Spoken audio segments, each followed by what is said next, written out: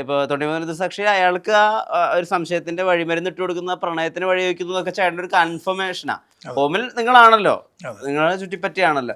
ആക്ഷനും കട്ടൊക്കെ പറഞ്ഞതിന്റെ പിന്നിൽ നിന്നിട്ട് ഇന്നൊരു സിനിമയുടെ ഒരു പ്രധാനപ്പെട്ട ഒരു ഏരിയ, ഒരു ക്രൂഷ്യൽ സ്റ്റാർ, അതായത് പണ്ട് നെടുമുടി വേണു സാറും അല്ലെങ്കിൽ തിലകൻ സാറും ഒക്കെ ആയിരുന്നു ആ വിധത്തിൽ അങ്ങനെ ചെയ്തിരുന്നു. മുരളിച്ചേട്ടനൊക്കെ ആയിരുന്നു. ഒരു ദശരഥത്തിൽ എടുത്ത് നോക്കുകയാണെങ്കിൽ മുരളിച്ചേട്ടനില്ല, അത് ആലോചിക്കാൻ പറ്റില്ല. ആ ഒരു രീതിയിലൊക്കെയാണ് വരുന്നത്. ഞാൻ അവരായിട്ട് കമ്പയർ ചെയ്യല്ല, കഥാപരമായിട്ടാണ് പറയുന്നത്. കമ്പാരിസൺ ഇല്ല.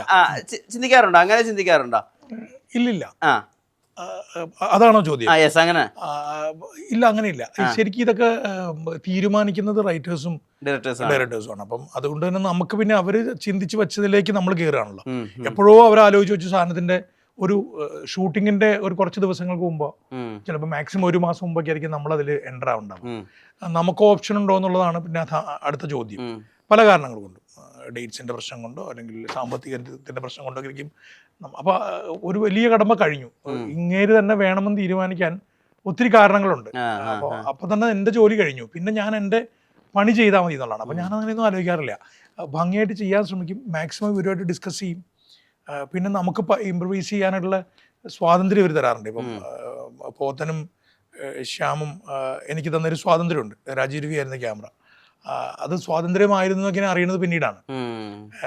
കൃത്യമായൊരു ബ്രീഫ് നമ്മുടെ ക്യാരക്ടറിനെ കുറിച്ച് തന്നിരുന്നുള്ളൂ. സിറ്റുവേഷനെ കുറിച്ച് പറയുമ്പോൾ എനിക്ക് തോന്നുന്നു ആ ക്യാരക്ടറിനെ കുറിച്ച് പറയുമ്പോൾ തന്നെ ബാക്കി നമ്മളുടെ ഓർഗാനിക്കലി അത് സംഭവിച്ചോളും, അറിയാതെ തന്നെ നടന്നോളും എന്നുള്ളതുകൊണ്ടായിരിക്കും ശ്യാമും ഇതിൽ പോതനോട് മുഴുവനായും പറയാത്തത്. ആക്ഷനൊന്നും ഇല്ലായിരുന്നു. ഒരു ട്രക്കിന്റെ മറവിൽ ഞാൻ നിൽക്കായിരുന്നു. അപ്പോൾ ആ ട്രക്ക് അങ്ങോട്ട് പോയാൽ ശ്രീകാന്ത് ഫ്രെയിമിലാണ് എന്നുള്ളതായിരുന്നു ക്യാമറാമാൻ്റെ ബ്രീഫ്, രാജീവ് രവിയുടെ ബ്രീഫ്. അപ്പോൾ ഞാൻ ഈ പറയുന്ന കീ കൊടുത്തു വിട്ട പാവയെ പോലെ നമ്മൾ നേരെ പോകുന്നു, ആ പറഞ്ഞ കാര്യങ്ങൾ കൃത്യമായിട്ട് ചെയ്യുന്നു എന്നുള്ളതായിരുന്നു. അത്ര എല്ലാ സിനിമകളിലും അങ്ങനെ തന്നെയാണ് സംഭവിച്ചിട്ടുള്ളത്. അല്ലാണ്ട് പിന്നീട് സിനിമ വന്നതിന് ശേഷം ജനങ്ങൾ, ഇപ്പം വിഷ്ണു വളരെ സീരിയസ് ആയിട്ട് സിനിമ കാണുന്ന ആളാണ്. അപ്പം വിഷ്ണു പറയുമ്പോഴാണ് ഞാൻ ആലോചിക്കാറ്, പക്ഷേ ഇത് കണ്ടതിന് ശേഷം ആൾക്കാരൊക്കെ അങ്ങനെ പറയുമായിരിക്കും. എനിവേ അത് കോംപ്ലിമെൻ്റ് ആണ്. ഒരു നടനെ സംബന്ധിച്ചിടത്തോളം നമ്മൾ ചെയ്യുന്ന പരിപാടികൾ കൺവിൻസിങ് ആവുന്നു, അല്ലെങ്കിൽ ആ ചെയ്യുന്ന പരിപാടി വർക്കാവുന്നു എന്നുള്ളതാണ് അതാണ് സന്തോഷം. പിന്നെ എപ്പോഴും നമ്മൾ ശ്രമിക്കുക ഈ ഒരിടത്ത് തന്നെ നിൽക്കാതെ പലതും ട്രൈ ചെയ്യുക എന്നുള്ളതാണല്ലോ. അങ്ങനെയാണല്ലോ ചെയ്യേണ്ടത്. പല ആൾക്കാരും, വളരെ പ്രഗത്ഭരായിട്ടുള്ള ആൾക്കാർ പോലും ഇന്നിപ്പോൾ അവസരം കുറയുന്നതിനോ ഒക്കെ കാരണം അന്വേഷിച്ചാൽ എനിക്ക് തോന്നുന്നു ആ മാറ്റങ്ങൾക്കൊപ്പം അവർക്ക് സഞ്ചരിക്കാൻ പറ്റാത്ത. യെസ്, അപ്പം ഞാനും അങ്ങനെ സംഭവിക്കാതിരിക്കട്ടെ എന്ന് വിചാരിക്കുന്നു. ഐ മീൻ ക്യാമറയുടെ മുമ്പിൽ നിൽക്കാൻ പറ്റുന്നിടത്തോളം കാലം. സ്പായിലെ ക്യാരക്ടർ എടുത്തത് തീർച്ചയായിട്ടും ഒരു ക്രിയേറ്റീവ് കോളായിട്ടാണ് തോന്നിയിട്ടില്ലേ? എളുപ്പമല്ല അങ്ങനത്തെ ഒരു ക്യാരക്ടറിനെ ചെയ്തു വലിപ്പിക്കുന്ന പറഞ്ഞാൽ. അതിലെ ഫണ്ണിനും അല്ലെങ്കിൽ അതിൻ്റെ എല്ലാത്തിൻ്റെ ഒരു എക്സ്ട്രീം ആണല്ലോ ആ ക്യാരക്ടർ. ഞാൻ ആദ്യമായിട്ട് ചോദിച്ചോട്ടെ, കുറേ കാലമായിട്ടുണ്ടാവില്ലേ, അതായത് ഒരു 90% വ്യവസ്ഥനായിട്ടൊരു ക്യാമറയ്ക്ക് മുമ്പിൽ നിന്നിട്ട്? ഞാൻ നിന്നിട്ടേ ഇല്ലല്ലോ. നിന്നിട്ടേ ഇല്ല, അതാ പറയണേ. പല കാരണങ്ങളുണ്ട് അതിന്. അതിൻ്റെ കാരണമാണ് വിഷ്ണു ചോദിക്കുന്നതെങ്കിൽ തീർച്ചയായിട്ടും വിഷ്ണു, നമ്മൾക്ക് ചലഞ്ചിങ് ആയിട്ട് തോന്നുന്ന, നമുക്ക് ഭയം തോന്നുന്ന, അയ്യോ ഇതെന്നെ കൊണ്ട് പറ്റുമോ എന്ന് തോന്നുന്നൊരു സാധനമുണ്ടല്ലോ, അതെപ്പോഴും നമ്മളെ മുമ്പോട്ട് നയിക്കും. എനിക്ക് തോന്നുന്നു അങ്ങനെ ചലഞ്ചുകൾ ഏറ്റെടുത്തിട്ടുള്ള എല്ലാവർക്കും ഞാൻ ഈ പറയുന്നത് കണക്റ്റ് ആവും, വിഷ്ണുവിനും കണക്റ്റ് ആവും. അപ്പോൾ ആ ഒരു ചലഞ്ചാണ് നമ്മളെയൊക്കെ ഇങ്ങോട്ടേക്ക് എത്തിച്ചത്. അപ്പം എനിക്കിതൊരു ചലഞ്ചായിട്ട് തോന്നി. എബ്രിഡ് ഷൈൻ എന്നോടത് പറയുമ്പോൾ, എബ്രിഡ് ഷൈൻ എടുത്തൊരു ചലഞ്ചുണ്ട്. ആക്ഷൻ ഹീറോ ബിജു എന്നൊരു സെറ്റിലേക്ക് എനിക്ക് ഉറപ്പുണ്ട്, എന്നെ അന്ന് വൈകിട്ട് 4:15 എന്ന് പറയുന്ന 5 മണി സമയത്ത് എന്നെ കാണുന്നത് വരെ ഞാൻ അവിടെ എങ്ങുമില്ല. എബ്രിഡ് ഷൈൻ്റെ മനസ്സിലുമില്ല, ആ സിനിമയിലേ ഇല്ല, ഒരിടത്തുമില്ല. 5 മണിക്കോ അല്ലെങ്കിൽ 5:15 എബ്രിഡ് ഷൈൻ എടുത്ത ഡിസിഷനിലാണ് ഞാനിപ്പോൾ വിഷ്ണുവിന് മുമ്പിലൂടെ ഇരിക്കുന്നത്. അപ്പോൾ അതൊരു വലിയ ചലഞ്ച് അന്ന് ഏറ്റെടുത്തതാണ്. ആ ഷൈനാണ് എന്നെ വിളിച്ചിട്ട് ശ്രീകാന്ത് ഭായി ഇങ്ങനൊരു പരിപാടി ചെയ്യണം എന്നാണ്. തന്നെയല്ല, ഷൈനും ഇന്നതാണ് ഞാൻ ചെയ്യേണ്ടതെന്നുള്ള കൃത്യമായൊരു പരിപാടി ഒന്നും ഷൈൻ്റെ മനസ്സിലോ പ്ലാനില്ല. ഞാനവിടെ ചെല്ലുന്നു, എന്നെ കാണുന്നു, കണ്ടതിന് ശേഷമാണ് ആ സ്ക്രീൻ പ്ലേയുടെ സ്ട്രക്ചർ പോലും ഷൈൻ ഇരുന്നുണ്ടാക്കുന്നത്. വൺ ഡേ ഞാനവിടെ പോയി വൈകുന്നേരം വരുന്നിട്ട് പോരായത്. പിറ്റേന്നാണ് ഞാൻ പോയി ഷൂട്ടിങ്ങിൽ പാർട്ടിസിപ്പേറ്റ് ചെയ്യുന്നത്. അപ്പോൾ ആ സമയം കൊണ്ട് എനിക്കൊരു ബ്രീഫൊക്കെ തന്നു. അപ്പോൾ ഞാനും മാനസികമായിട്ടൊന്ന് തയ്യാറായിട്ടാണ് പോയത്. പിന്നെ ഈ വിവസ്ത്രനാവൽ എന്നുള്ളതും ഒക്കെ ഇതിന്റെ ഭാഗമല്ലേ. അപ്പൊ അതിനെ മാത്രമായിട്ട് അതെ, അപ്പൊ അതിനെ ഞാൻ അങ്ങനെ വിവസ്ത്രനാവലിനെ ഞാൻ കാണുന്നില്ല എന്ന് പറയാം. വസ്ത്രമുള്ളതും വസ്ത്രമില്ലാത്തതും ഒക്കെ ഇതിന്റെ ഭാഗമാണ്, ഈ ക്യാരക്ടറിന്റെ ഭാഗമാണ്. അങ്ങനെ ചിലപ്പം ചിന്തിക്കേണ്ടതുണ്ട്, പക്ഷെ ഞാൻ അങ്ങനെ ചിന്തിച്ചില്ല. ഇൻസെക്യൂരിറ്റികളൊന്നുമില്ല. അങ്ങനെയൊന്നുമില്ല. അങ്ങനെയൊക്കെ ഉണ്ടാവുന്നത് ഇല്ല, അങ്ങനെ ഒരു സംഗതി എനിക്കില്ല. എന്തോ നമ്മളെന്തായാലും ആ ക്യാരക്ടർ അല്ലേ, നമ്മളല്ലല്ലോ അത്. അത്രേ ഉള്ളൂ. അപ്പോൾ അത് പിന്നീട് എൻ്റെ പ്രധാനപ്പെട്ട കൺസേൺ ഈ പറയുന്ന മീറ്ററിലേക്ക് അത് എത്തിക്കുക എന്നുള്ളതാണല്ലോ. അതൊക്കെയാണ് നമുക്ക് പറയാവുന്ന വാക്കുകൾ.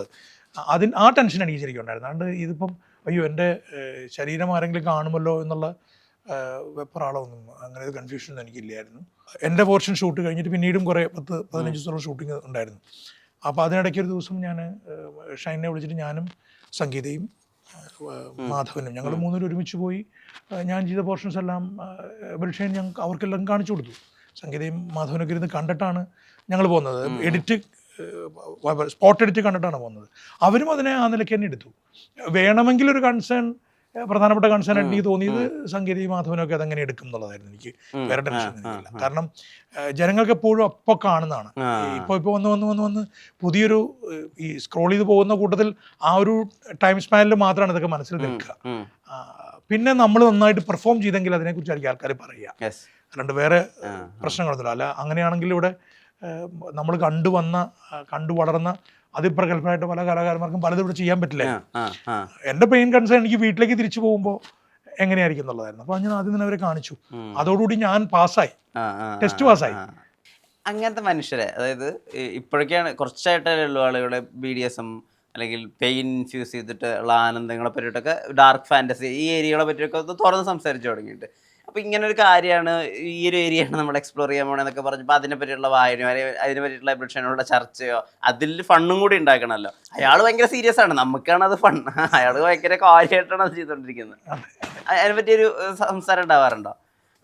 ഈ സിനിമയുടെ കേസാണെങ്കിൽ ഇതിൽ എബ്രിഷൻ കൃത്യമായിട്ട് എനിക്ക് പറഞ്ഞു തന്നിരുന്നു എന്താണ് വേണ്ടത്.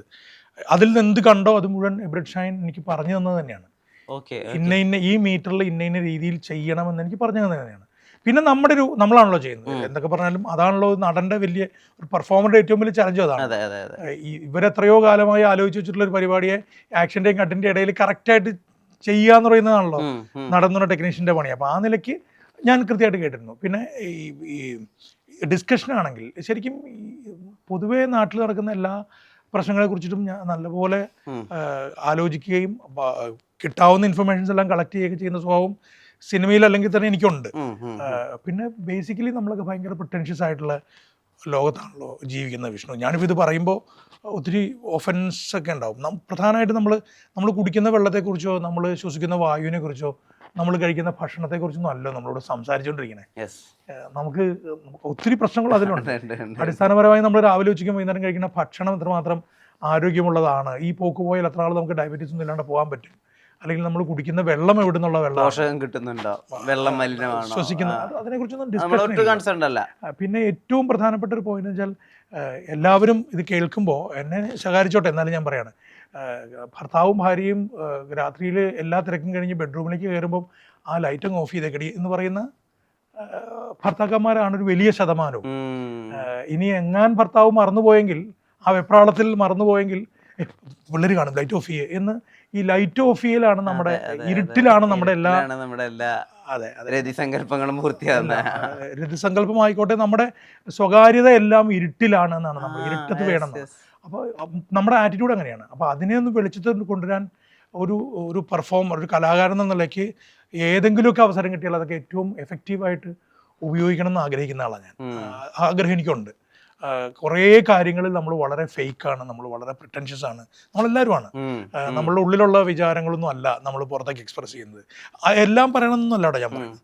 ചില ഇടങ്ങളിൽ നമ്മൾ വളരെ ട്രാൻസ്പെറൻ്റ് ആയിരിക്കേണ്ടത് വളരെ അത്യാവശ്യമാണ്. അതിൻ്റെ ഒരു സുഖവും അതിൻ്റെ ഒരു ഭാരക്കുറവും ഒക്കെ നമുക്കുണ്ട്. പല പ്രശ്നങ്ങളും അതിലൂടെ നമുക്ക് ഒഴിവാക്കാൻ പറ്റും. കുറേ ഇടത്തെങ്കിലും നമ്മളൊന്ന് ട്രാൻസ്പെറൻ്റ് ആയിരുന്നാൽ. എല്ലായിടത്തും അല്ല ഞാൻ പറയുന്നത്, കൃത്രിമങ്ങളുടെ ലോകത്ത് കൃത്രിമങ്ങൾ വേണം.